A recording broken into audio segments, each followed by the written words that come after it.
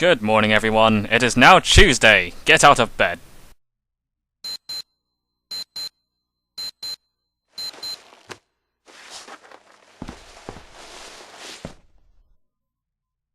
Okay, so the next thing we have to do is go to the Shenmue hairdressers in the Lucky Charm Quarter.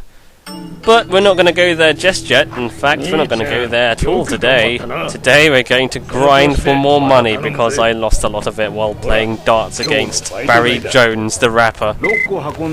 So, I guess a good way to start off the day is to go to work and earn a cool $60. So while we're at the harbour, let's have a look around, because we haven't really explored here much, I guess. Just up here there's another lucky hit stand. This one's a different rule set from the one in Queen Street, though. This is, well, this is like best of three, well, not best of three, but you have 3 chances to get it in. And if you get any one of them in, then you win. It's not best of 3, so you just have to get 1 in. You're given 3 chances, and so long as you don't screw up, then you'll make some money. Unfortunately, that's something I don't really do very well. This one's kind of hard because I don't know. I mean, I guess you can kind of tell how likely it is you'll win it. Based on how many pockets there are and how many ones are actually goals. Here, the chances are pretty slim, but at least they give you multiple. Well, they give you lots of balls to try. So let's try again. As you can see, I'm just speeding this up because it's kind of a long, lengthy process anyway.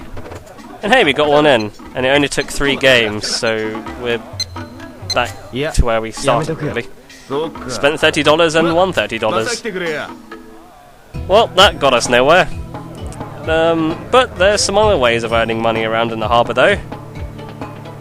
If you go here, there's a little area you can go to, and you can see this sign that tells you what kind of bets you need.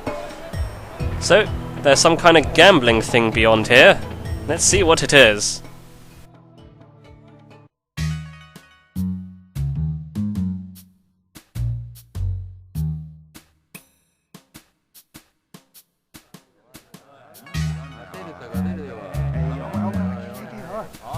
You can tell this is one of the more serious gambling places when they isolate themselves in a little corner like this, away from prying eyes.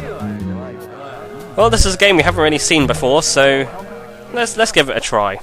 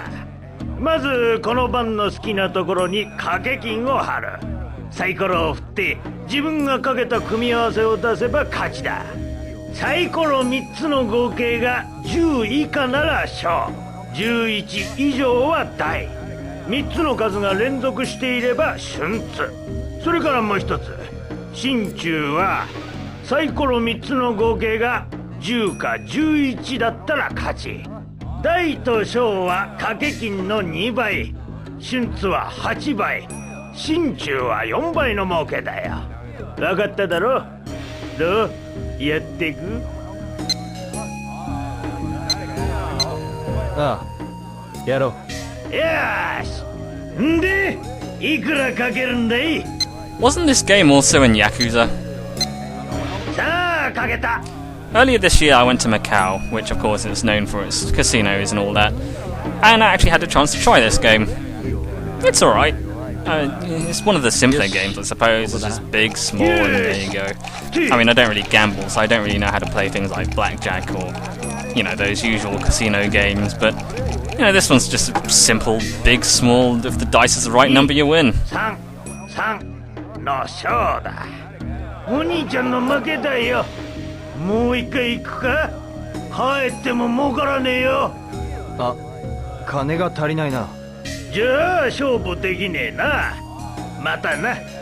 Well, that went about as well as expected. I guess it's time to go straight back to work and get some of that money back.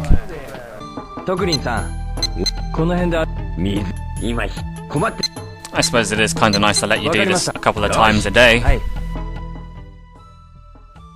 Now, earlier someone did ask me a pretty valid question, and the question was, is money necessary? Like, do you need to do all this stuff? Because I've just spent an entire day just earning money in the most boring way possible. And the answer to that is, yes, you do need money, because I suppose so far I've just been buying completely optional things. I mean, not this. Rio obviously needs drinks. How else is he going to survive? But I mean, yeah, it is nice to have some disposable income. It's nice to be able to buy toy capsules and play video games, but you might be thinking, okay, what if you just completely ignore all that stuff? And the answer is yes, there is one part later on in the game where you do need a relatively large amount of money. So I guess you might as well start earning the money here, especially if you're like me and like to spend money as you play, so that you don't have to just spend like hours and hours grinding for money when you hit that part of the game. There's also a little bit of a side quest that needs quite a bit of money as well, so we'll be getting to that a bit later. For now though, we still had some time left in the day, but it was too late to go work at the harbour again. So I decided to hit the lucky hit stand again, and this time I actually make a decent amount of money. I win 3 times, so I get... Is that 3? No, I win 3 times. I get $150, and therefore I earned $75, which isn't too bad. Here I'm just showing off that the Tomato convenience store is not the only store in the game. You can go to this store, and there's another store as well, and then the same thing as well. If you buy these Shenmue brand snacks, you'll get an extra prize because you'll be entered into a raffle as soon as you buy these items.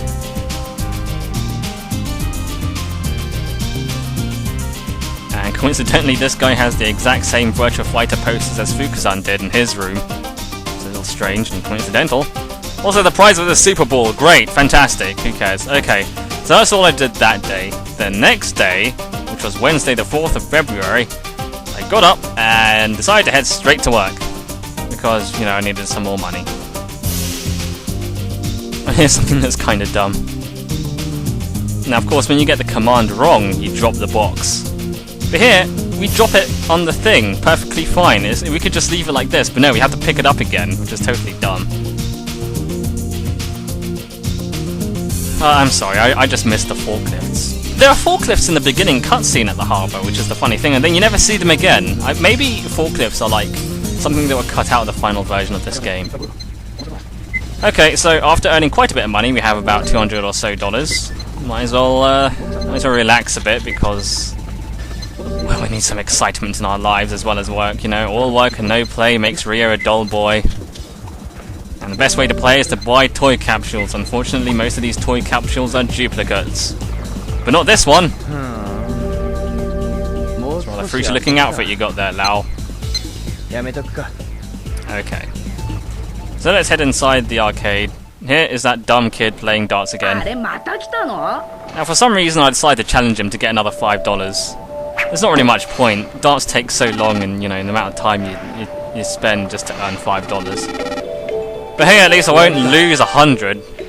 I mean, he doesn't have like a super secret $100 betting tier where he'll just become a super expert at darts when you give him $100. No, this kid just stays at $5 bets.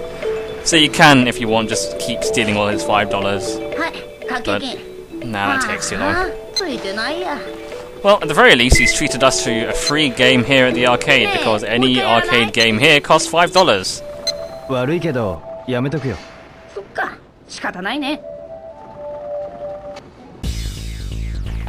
So, let's try some Outrun.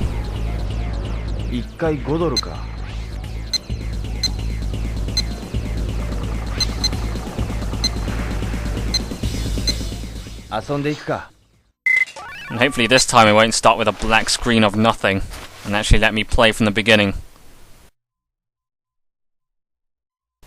Ah, there we go. Now let's tune into the best song in the game. Get ready. Alright, welcome to Outrun. So this game's pretty self-explanatory. Drive as fast as you can, avoiding all the traffic and obstacles on the roads, and try and get to the end as fast as possible within the time limit, making sure you reach those checkpoints to get the time. I guess you could say this is kind of similar to Hang On, except you're driving a car instead of a bike.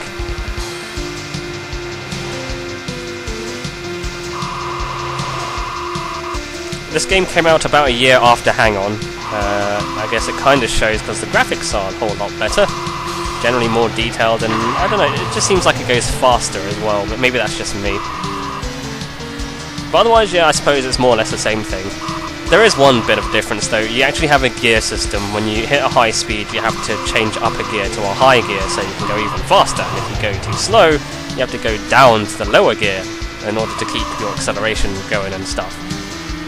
So Yu Suzuki himself says that this is not a racing game, but a driving simulator.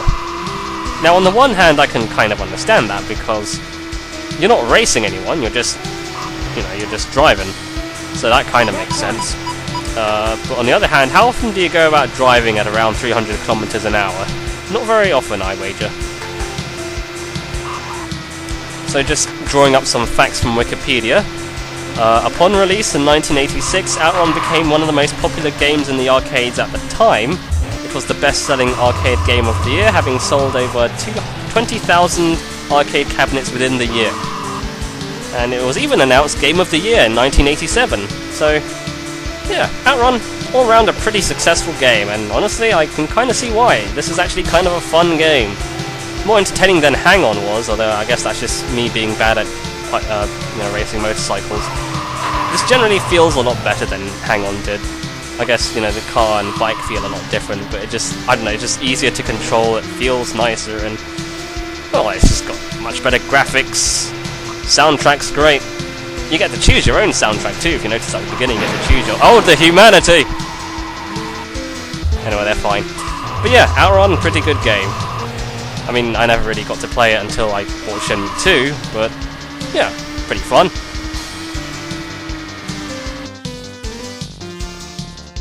So some of you eagle-eyed viewers might be noticing that something's missing.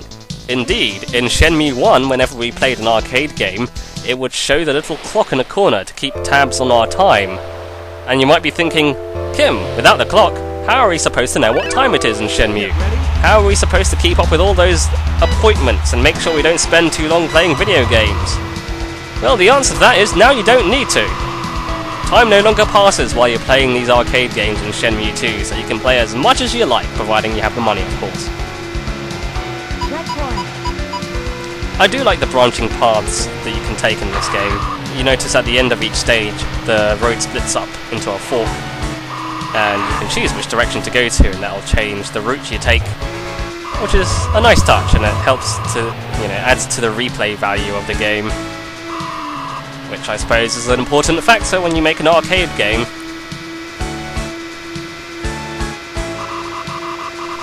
I suppose I could also mention that Outrun came in a variety of arcade cabinets.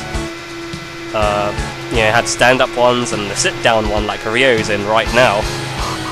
The more elaborate setup was pretty cool because the cabinet had the hydraulics and stuff in it, so it moved the cabinet around as you drove, so it really felt like you were driving. Although it's not a truly authentic experience unless the game ejects you out of your seat whenever you crash into a wall.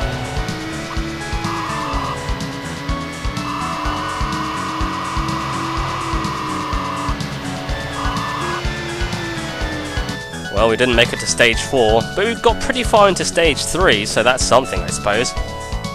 And at the very least, we got the high score.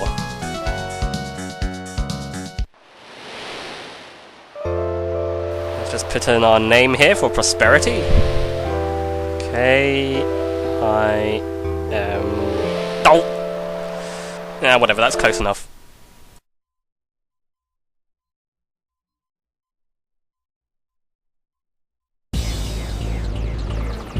Now, you do get something special for getting first place in the leaderboards. Can you guess what it is?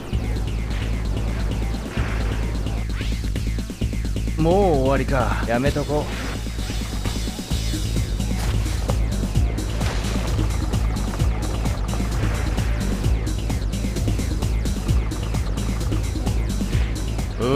やるじゃないかあんちゃん。いえ、大したことじゃ。ほら。記念品をあげるよ。どうも。あ It's a little figurine of the Outrun machine. Not bad. Before we continue with our quest, I decide to play one more arcade game. It's the punching bag one. 1回5ドルか。かかってきな。 Pretty much the same as in Shenmue 1, except with Japanese voices coming from the arcade machine. But you know how this works, it's a quick time event thing. You just press the buttons when the button comes up, and then you punch things, and you keep doing that until you screw up so many times. So, not really much to explain here.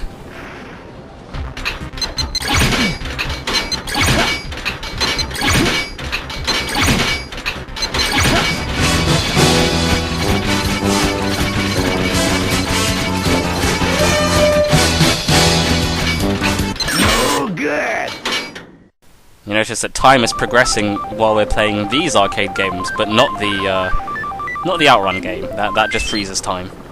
また挑戦を待ってるぜ。 Okay, I think we spent enough time earning money and then relaxing, so let's continue with our quest. Now we have to find a hairdresser. The Zhangyu Barber Shop is on the Lucky Charm Quarter. And once we enter the Lucky Charm Quarter, we're here 三島通り。 at Three Blades Street. The Three Blades, if you remember from Shenmue 1, refers to the three professions. Those being hairdressers, tailors, and 庄司さんのお chefs. 店はどこですか。三島通りだったと思うけど、地元のやつに聞いてくれねえかな。そうですか。聞いてみます。 So, as you can see, this place is absolutely lousy with tailors and hairdressers. Not many eating places though. Those are slightly outside of the Three Blade Street, which I guess is a little bit strange. Okay, so we need to find where this hairdresser's is. Let's ask someone who's around here. すいません。何でしょう。庄司さんのお店はどこですか。そういえば私もあっちの方に用があるし、ついてきてください。お願いします。 Well, okay, let's just follow this person. She'll take us there. When she starts moving. Okay, I guess what's happening here is that all the people are around and she can't figure out which direction to go, so I'll just get out of her way. There. Now all we have to do is follow her all the way to the hairdressers. ここがそうですよ。 Oh, ありがとうございました。またね。 I suppose I should have been paying more attention, really. It's right here. Let's go inside. 長湯理髪店。ここが長湯って人の店か。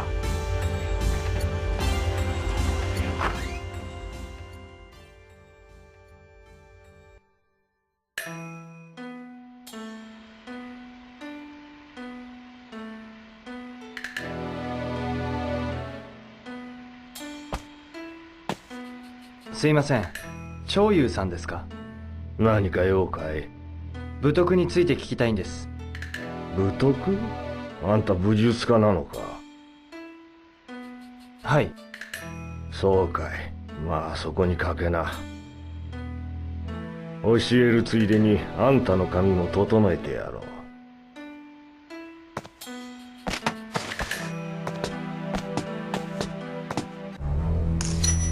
武徳は憲法家にとって必要なものだ。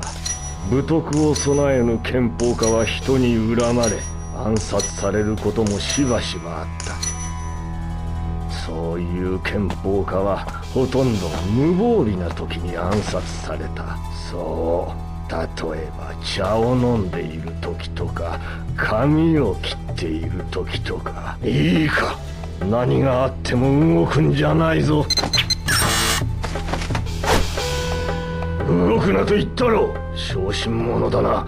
それでは武徳など得得できん。出直してくるんだな。Well, we totally messed that one up. He's not going to let us back in until tomorrow, so we have to wait till the next day before we can speak to him again. 閉まってるな。明日まで待つか。But that's okay, because one of the new features of Shenmue 2 is that you now have a time skip option in certain situations. So now you don't have to wait yourself. 明日また来るか。I kinda wish you could use a time skip feature more often, but, well, it's better than nothing, I suppose. So what you're actually supposed to do is, you're not supposed to press the quick time event button. You're supposed to just leave it and let the event unfold by itself. So, this little event is the best way of advancing time as quick as possible. If you remember in Shenmue 1, there was that one quick time event where we had to sneak into the old warehouse district. And if you keep screwing up the quick time event when you're trying to sneak in, then the game will automatically advance another day, and then you can skip a bunch of days there if you want to see something cool like Christmas.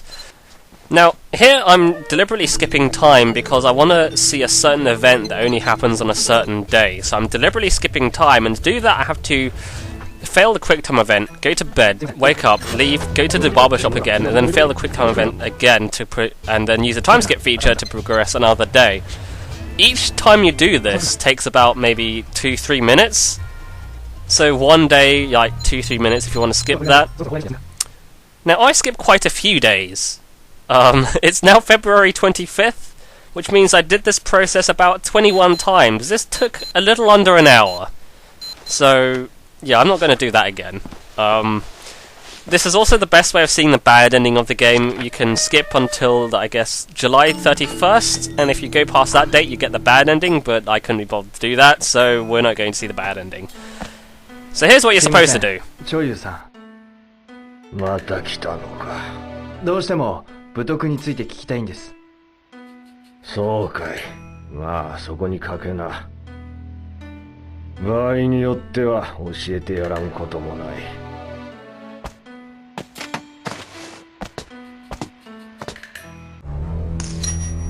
強い拳法家ほど敵を作りやすい。戦えば戦うほど安らぐ暇もなくなり、神経が細ければいずれ耐えられなくなる。だが無神経すぎるのも問題だ。油断は死を招くからな。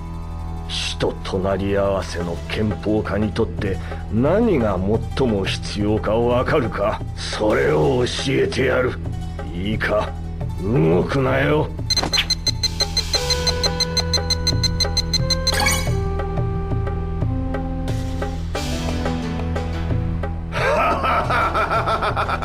若いのに肝が据わっているな。カミソリの動きは鋭くても殺気が感じられませんでした。常に動じることなく肝を据えて冷静に正しく判断すること、それが武徳の一つ、単だ。単。動じることなく肝を据えて冷静に正しく判断すること。あんた修行次第でいい武術家になれるぜ。That's 3 of the Woodley do's. One more to go. 他に武術をやってる人知りませんか？だったら下裁縫店に行ってみるといい。裁縫店に？